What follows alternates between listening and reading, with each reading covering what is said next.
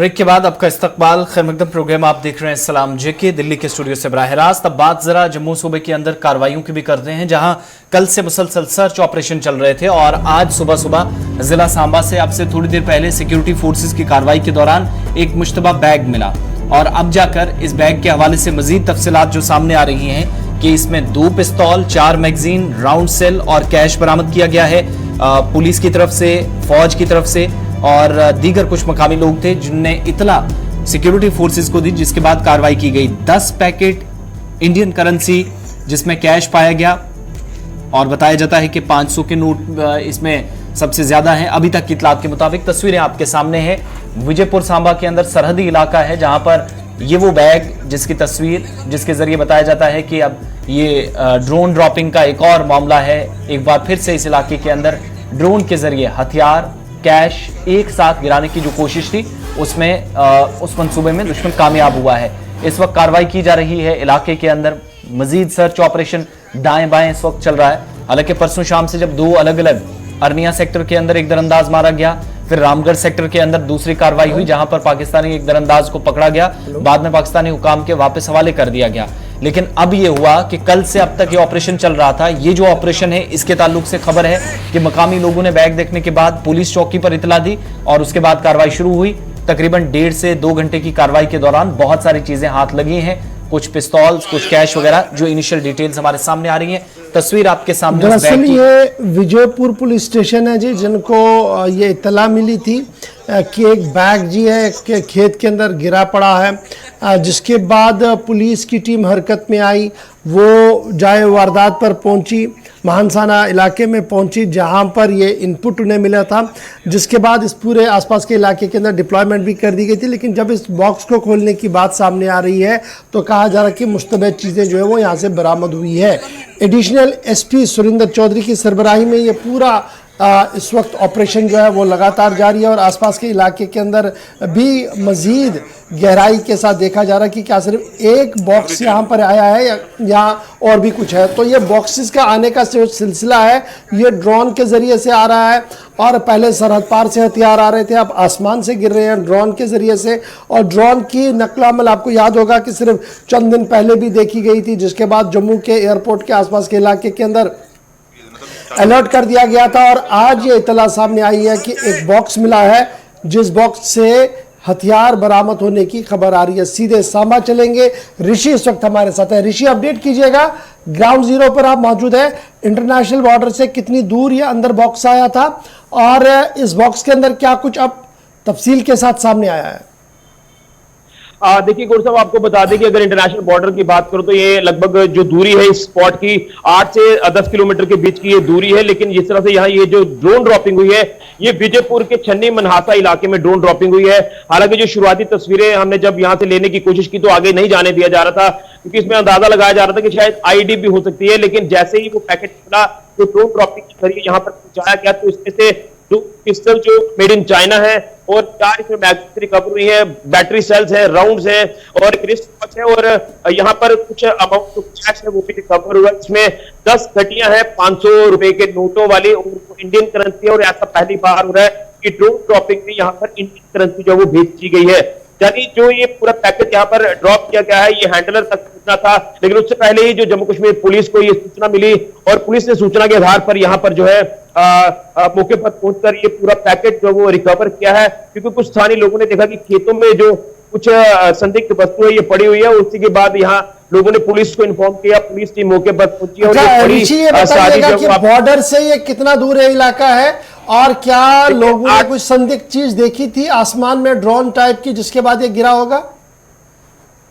जो यहाँ लोकल से जानकारी हासिल की है उनका साथ कहते गाँव वासियों को लेकर बात करें तो वो सुबह अपने खेतों की ओर जब वो रुख करते हैं, फसल यहाँ पर उगाई जा रही है, उसी को लेकर उन्होंने संदिग्ध पैकेट यहाँ पर पड़ा हुआ देखा, उसके ऊपर एक लकड़ी का बॉक्स बना हुआ था और उनको शक हो गई शायद कुछ ऐसी चीज हो सकती है क्योंकि बॉर्डर यहाँ से नजदीक है, ज्यादा दूरी नहीं है बॉर्डर की। और उसी के बाद उन्होंने जम्मू कश्मीर पुलिस को इन्फॉर्म किया, पुलिस टीम मौके पर पहुंची और पूरा यहाँ पर एक सुरक्षा घेरा बनाकर उस पर्टिकुलर स्पॉट पर किसी को जाने की इजाजत आगे नहीं दी गई। और उसके बाद जो यहाँ पर टीमें है पुलिस की पहुंची है, एफएसएल की टीमें यहाँ पर पहुंची है और उन्होंने इस पैकेट को रिसीव किया है। जो तस्वीरों में आप आपको देखिए जा रहे हैं अभी भी हम उसी स्पॉट पर हैं और अभी एक ऑफिशियल जानकारी हम लेंगे। एडिशनल एसपी सांबा सुरेंद्र चौधरी भी यहाँ पर मौजूद है, पूरा तमाम पुलिस अमला मौजूद है। ये आप कह सकते हैं कि बड़ा भांडाफोड़ जो वो जम्मू कश्मीर पुलिस ने किया है। पाकिस्तान का जो लगातार ड्रोन एक्टिविटीज जो अंतर्राष्ट्रीय सीमा पर करवाता है और ड्रोन के माध्यम से हथियारों की नशे की खेप बेचता है। और 2 दिन पहले ही आपने देखा कि 2 पाकिस्तानी घुसपैठिए यहाँ पर जो वो एक मार गिराया गया, एक पकड़ा गया। यानी घुसपैठ की साजिशें लगातार की जा रही है क्योंकि एलओसी पर बर्फबारी है और यहाँ आईबी पर देखें तो अब आईबी का सहारा जो वो आतंकवादी ले रहे हैं और यहाँ घुसपैठ लगातार भारतीय सीमा में। चलिए जी, बहुत शुक्रिया जी हमारे साथ ज्वाइन करने के लिए। ऋषि खजूरिया बता रहे थे कि हथियार बरामद हुआ जी उस डिब्बे से, जो डिब्बा ड्रोन के जरिए से शायद गिराया गया था और उस डिब्बे से हथियार बरामद हुआ। इलाके के अंदर मजीद तलाशियां भी चल रही है।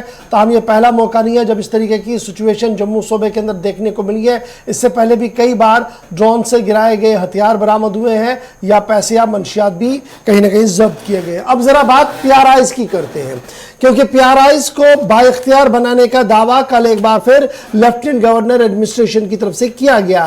कहा गया कि अब पीआरआईज जमीन पर मनसूबाबंदी तो कर रहे हैं लेकिन कामकाज की अमल दरामद में भी उन्हें बाइख्तियार बनाया गया है। कल बाज़ाब्ता तौर पर एडमिनिस्ट्रेटिव काउंसिल का इजलास मुनक्किद हुआ और उसमें फाइनेंशियल पावर्स, मालियाती पावर जो है वो पीआरआईज देने का हतमी फैसला ले लिया गया है। न सिर्फ इतना बल्कि जो एफपीएस हमारा सिस्टम है उसमें जो डीलर्स है उनके लिए एडवांस पेमेंट सिस्टम के हवाले से भी एक रास्ता और विंडो जो है वो खोलने की बात कही गई है। लेकिन सबसे बड़ी बात जो हम एडमिनिस्ट्रेटिव काउंसिल की करेंगे वो यही करेंगे कि पीआरआईज, चाहे वो ग्राम पंचायतें हो, ब्लॉक समितिज हो, जिला परिषद हो, ये सारे जो बाइख्तियार बनाने की बात कल लेफ्टिनेंट गवर्नर साहब ने की है और कहा है कि अब प्लानिंग, एग्जीक्यूशन और बजटिंग का सिलसिला जो है वो 100% ग्राउंड जीरो पर किया जाएगा। इब्तिदाई खबरों के मुताबिक पीआरआईज जो डेवलपमेंटल प्रोसेस चला रहे हैं इनको बाइख्तियार बनाने के हवाले से ये बड़ा फैसला लिया गया है। ग्राम पंचायतों को अब इख्तियार दिया गया है कि वो administrative approval to accord administrative approval up to 1 lakh से 5 लाख तक ग्राम पंचायतें ले सकती हैं। उसके साथ साथ ब्लॉक समिति का इख्तियार भी बढ़ा दिया गया है 5 लाख से 20 लाख, और जिले की जो परिषद है उसके लिए 1 करोड़ तक का मंसूबा बनाने और उस पर काम करवाने और एडमिनिस्ट्रेटिव अप्रूवल लेने की बात कही गई है। पीआरआईज को ये भी साफ कर दिया गया कि general finance rule and guidelines जो हैं उसकी अमल दरामद को यकीनी बनाना होगा। और तीसरी बड़ी बात ये इसमें कही गई है कि जो रिसोर्सेज है उन्हीं रिसोर्सेज को जनरेट करके काम को आगे बढ़ाना होगा।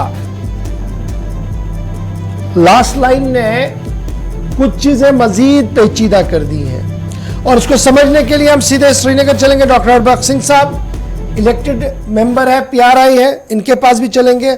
अनिल शर्मा जी प्रेसिडेंट है जी पंचायत कॉन्फ्रेंस के और तकदो बहुत ज़्यादा करते हैं कि बाइख्तियार बनाया जाए, इनके पास भी चलते हैं और समझने की कोशिश करेंगे कि क्या कुछ वहाँ पर चल रहा है। पहले सीधे डॉक्टर हरबख्श सिंह साहब आपके पास आ रहा हूँ।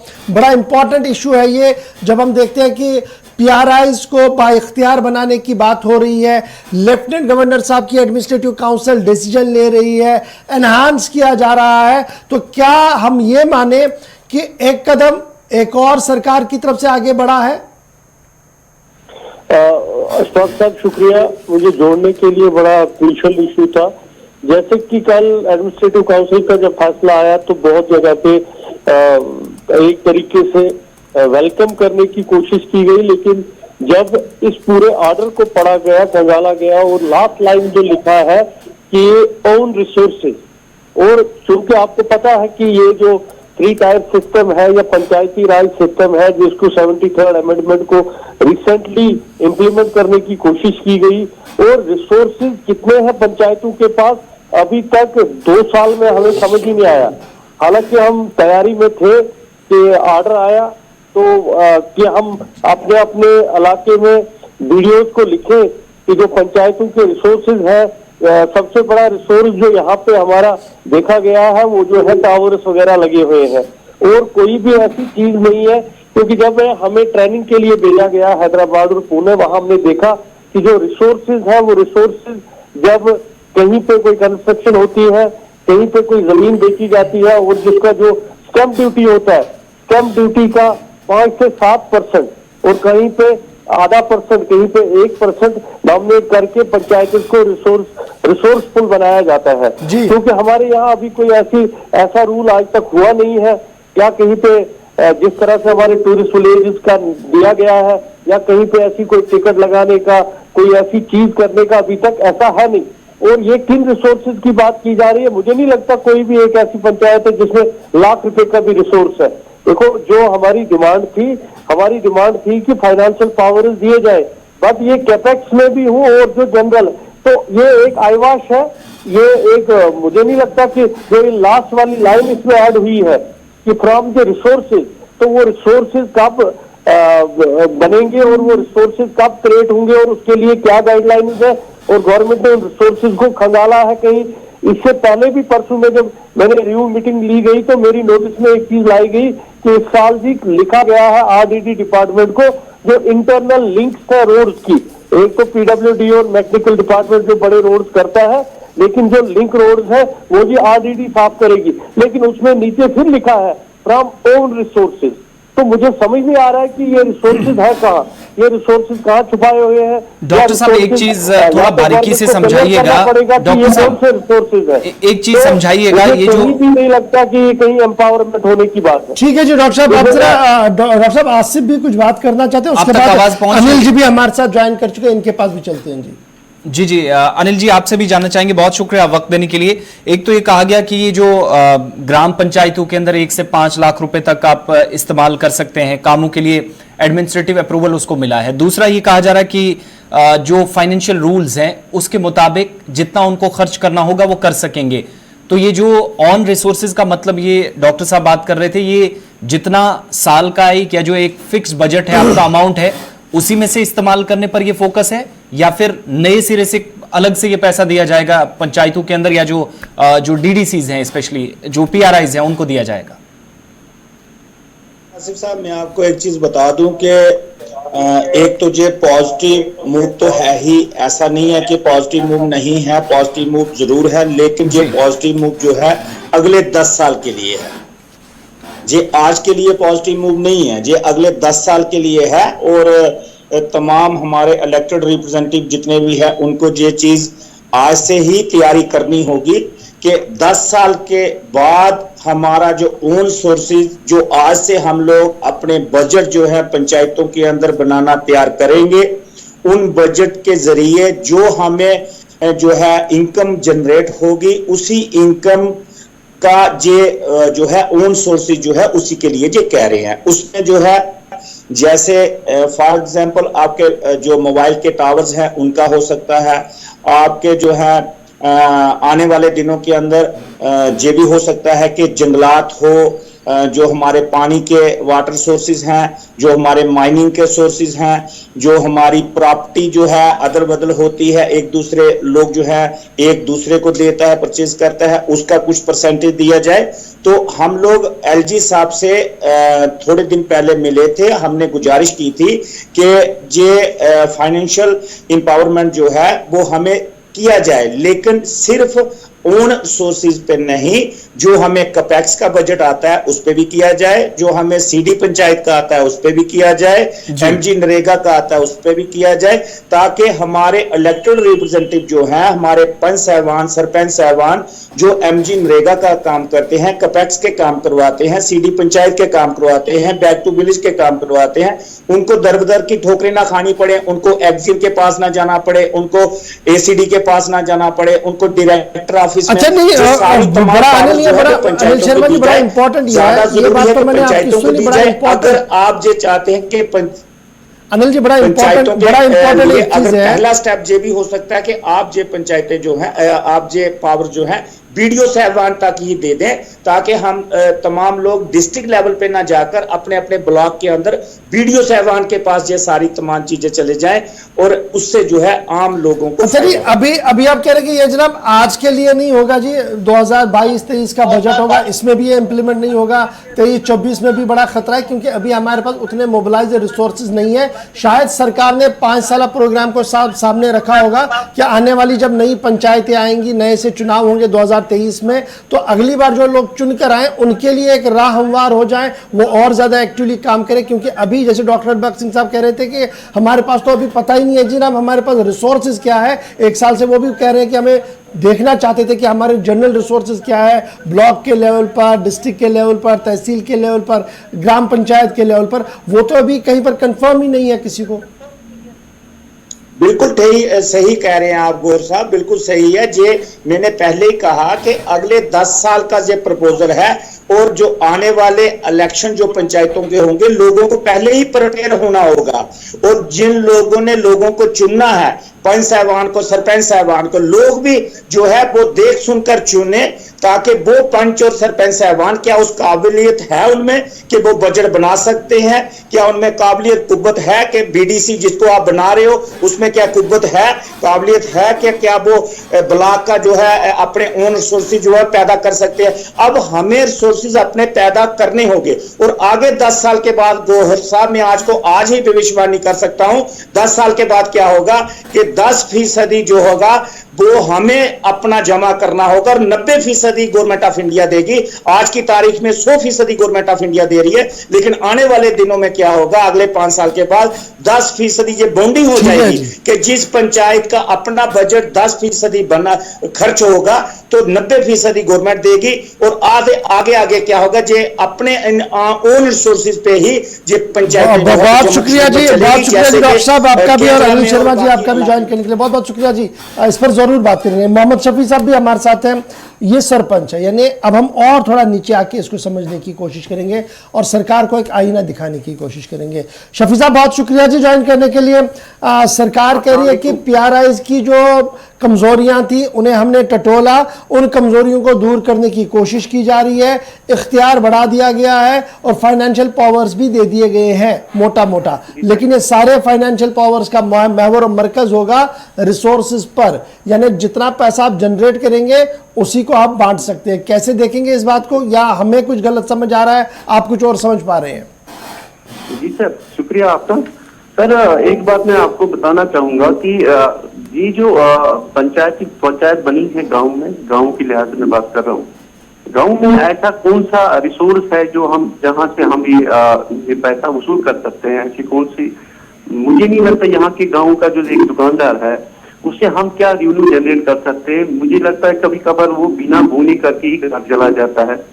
गांव में मतलब पंचायत कैसे काम कर सकता है, मतलब कैसे रिसोर्स रेवेन्यू जनरेट करता है, मुझे नहीं लगता है कि मतलब ये सर फैसला सही है। हम इस ऑर्डर का यही तो कहा जाए कि आप रिसोर्सेज को जनरेट करें, उठाएं जी रिसोर्सेज को अपने। क्या आपको लगता है कि अब आपने और ज्यादा मेहनत करनी होगी, टैक्स कलेक्शन की ओर भी देखना होगा, रिसोर्सेज कैसे पैदा होंगे उसकी ओर भी देखना होगा, तब जाकर आप वो चीज कर पाएंगे जो सरकार चाह रही है? नहीं सर, गौर साहब मैं आपको एक बात बताता चलूं कि ये गांव के लिहाज से अगर देखा जाए तो ऐसा कोई नजर ही नहीं आता कि जहां से हम ये रेवेन्यू जनरेट कर सकें। तो मुझे नहीं लगता है कि फिर हम ये काम जो मतलब गांव को डेवलपमेंट करने के लिए जो हमें रिसोर्स मतलब पैसों की जरूरत है, अगर हम टैक्स वगैरह की बात करें तो गांव में अक्सर लोग मतलब गरीबी की जिंदगी बसर करके मजदूरी करके अपने बच्चों को पढ़ाते लिखाते खिलाते पिलाते हैं। ऐसा कोई सोर्स नहीं है उनके पास जहां से हम उनसे रेवेन्यू जनरेट करके फिर डेवलपमेंट का काम करें। तो ऐसा मुझे कुछ नजर नहीं आता है ग्राउंड लेवल पर। चलिए बहुत शुक्रिया जी शफी साहब। पंचायतों को पीछे धकेला जाता है। गौर साहब एक बात और मैं आपको बताना चाहूंगा जी, इससे पहले भी एक ऑर्डर हुआ था जिन्होंने एक पंचायतों को एक पंचायत सेक्रेटरी बनाया था, जहां पर उन्होंने लोगों की सहूलियत के लिए डिपार्टमेंटों को लाइन हाजिर सुबह 12 बजे तक रखने के लिए बोला था। लेकिन सर वो ऑर्डर ही रह गया, क्योंकि आजकल अगर देखा जाए सरपंच साहिबान को अगर वो इन दफ्तर जाते हैं लोगों के मसाइल लेकर, वहां पे भी उनको एक एक घंटा बाहर खड़ा करवा के मतलब लोगों के मसाइल लेकर ही जाते हैं, उनको लोगों के मसाइल लेकर जब वहां जाते हैं तो उनको बाहर एक एक घंटा रखते हैं। बाहर उनका जो चपरासी होता है वो सरपंच को उस ऑफिस के अंदर नहीं आने जाने देता है। चलिए तो सर वो मुझे लगता है कि वो ऑर्डर तक ही महदूद रहा। मेरे साथ एक लास्ट कमेंट के लिए इस पर चलता हूँ। मोहम्मद खलील साहब भी हमारे साथ है त्राल से, माछामा त्राल से। बहुत शुक्रिया जी खलील साहब। खलील साहब, आपके तासुरात सरकार के फैसले पर। अस्सलाम वालेकुम सर जी, सबसे शुक्रिया मैं गवर्नमेंट का करता हूँ इस चीज का कि जिसने हमें एम्पावर किया है जी। और जब ये हमें पंचायत सौंपा गया तब से हमारे हल्कों में भी काम ठीक चल रहा है। पिछले 70 साल में काम ऐसा नहीं हुआ हाँ जी, जैसा इस पंचायत में चल रहा था। हाँ जी जनाब। मगर बदकिस्मती से जो गवर्नमेंट कह रही है कि 21 डिपार्टमेंट 35 डिपार्टमेंट आपको सौंपा गया, तो अभी भी हम दफ्तरों में जाकर खड़ा हो जाते हैं अदर डिपार्टमेंटों में, तो एस्पेक्ट हमें पूरा नहीं मिलता। अच्छा जी जी जी ओके जनाब, बहुत शुक्रिया जी खलील साहब जी ज्वाइन करने के लिए। ये तो थी बात जनाब एडमिनिस्ट्रेटिव डिसीजन की, लेकिन जरा अब आपको एक और सियासी मूव बताते हैं। और ये सियासी मूव क्यों इंपॉर्टेंट है, इस खबर के साथ इसकी रेलेवेंस आपको नजर आएगी। जम्मू म्युनिसिपल कॉरपोरेशन का इजलास हुआ और उस इजलास के अंदर इंतहाई मेरी नजर में अहम करारदाद को लाया गया। अब ये एडमिनिस्ट्रेटिव पार्ट पर और कमीशन के पार्ट पर क्या होगा इसका वो दूसरी बात है, लेकिन नियत और रूह इस पूरी करारदाद की अभी तक मुझे बड़ी साफ नजर आ रही है। जम्मू म्युनिसिपल कॉर्पोरेशन की तरफ से करारदाद सामने रखी गई और करारदाद के अंदर यह कहा गया कि कॉर्पोरेटर की कम से कम तालीमी काबिलियत जो है वो ग्रेजुएट होनी चाहिए, यानी तालीमी काबिलियत को लाइन खींचने की कोशिश की गई है। करारदाद जम्मू म्युनिसिपल कॉर्पोरेशन के अंदर रखी गई, जनरल हाउस का इजलास था और इत्तेफाकन इस करारदाद को मंजूरी भी मिली जम्मू म्युनिसिपल कॉर्पोरेशन से। और जब ये कॉर्पोरेशन की तरफ से मंजूरी मिली उसके बाद तरह तरह की बातें सामने आई, लेकिन जम्मू म्युनिसिपल कॉर्पोरेशन के मेयर की ये मांग है कि इस करारदाद को सरकार सख्ती के साथ माने और इस पर अमल दरामद भी हो।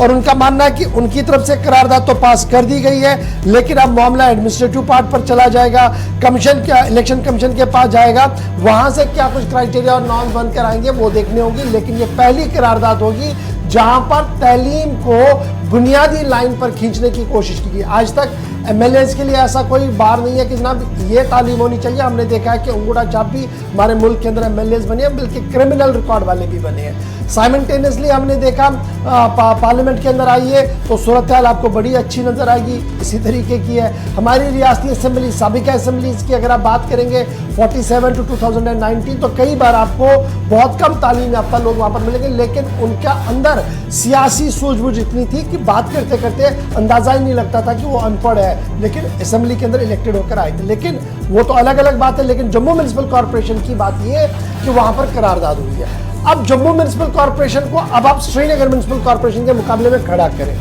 मैंने पिछले 2-3 महीनों में कई बार यह खबर आपको बताई कि म्युनिसिपल कॉर्पोरेशन का इजलास हुआ, म्युनिसिपल कॉर्पोरेशन के इजलास में ये करारदादें हुई, इन इलाकों के नाम बदलने की कोशिश की गई। उसके मुकाबले में पिछले 3 महीने का श्रीनगर म्युनिसिपल कॉर्पोरेशन का रिकॉर्ड खंगालिए, शायद ही कोई जनरल काउंसिल का इजलास हुआ होगा। यह बड़ी फर्क है जम्मू म्युनिसिपल कॉर्पोरेशन की श्रीनगर म्युनिसिपल कॉर्पोरेशन। जी आसिफ।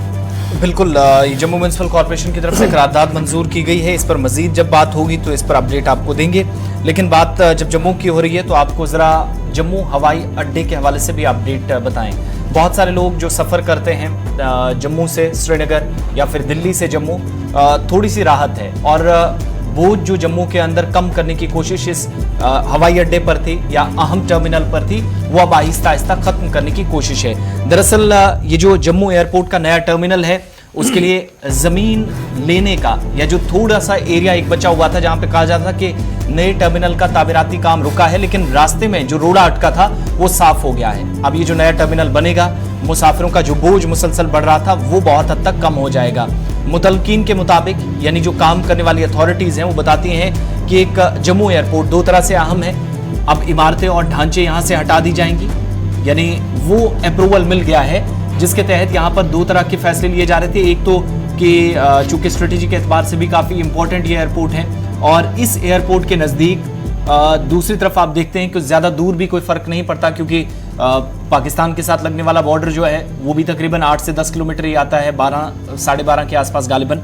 इसी तरीके से जब सिविलियंस की आप बात करते हैं, आम शहरी जो फ्लाइट्स के जरिए जाते हैं, परवाजों के जरिए जाते हैं, बाई एयर जाते हैं, वो भी हवाई अड्डे पर ही जाते हैं। तो दोनों तरह से, और फौजी तंसीबात भी हैं, काफी ज्यादा परेशानियां आ रही हैं। अब जो ढांचे हैं, 240 कनाल जमीन पर बना एक जो भवन है और ढांचा है, वो मुकम्मल तौर पर हटा दिया जाएगा। वहां पर भी टर्मिनल का काम एक्सपेंड किया जाएगा, पहली बात।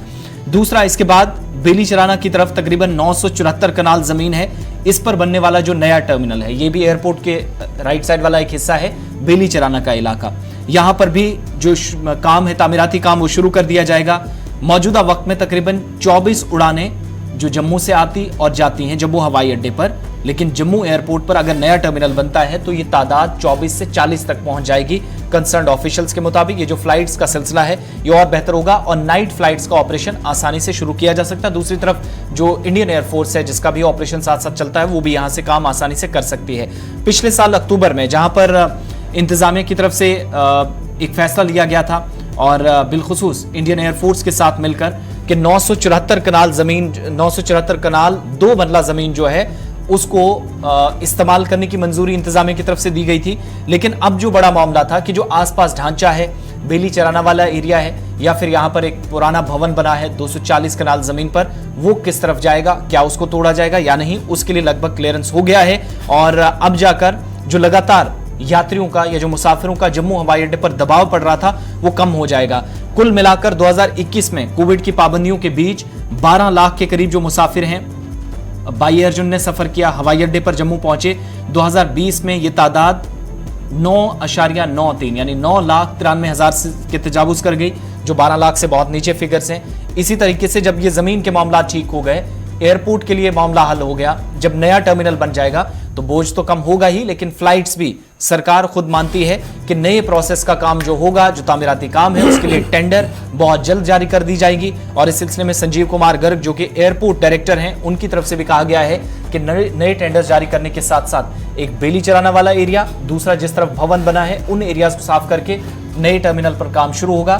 फिर फ्लाइट्स का नंबर ऑफ फ्लाइट्स जो हैं, जो 24 इस वक्त जम्मू एयरपोर्ट पर जाती हैं दिन में, वो बढ़कर 40 से 42 तक आसानी से जा सकती है। चलिए जनाब, वक्त हो गया जी यहाँ पर छोटे से ब्रेक का। ब्रेक के उस पार आएंगे तो 2 बड़ी खबरें आपके सामने रखेंगे। एक ये कि CIC ने एक बार फिर अपने इदारे का जो असूल है उसको मनवाने की कोशिश की और ये कहा है कि CIC इदारा अभी जिंदा है और अफसरों पर जुर्माना आयद किया है। जम्मू कश्मीर के कहाँ पर जुर्माना हुआ, इस पर बात करेंगे।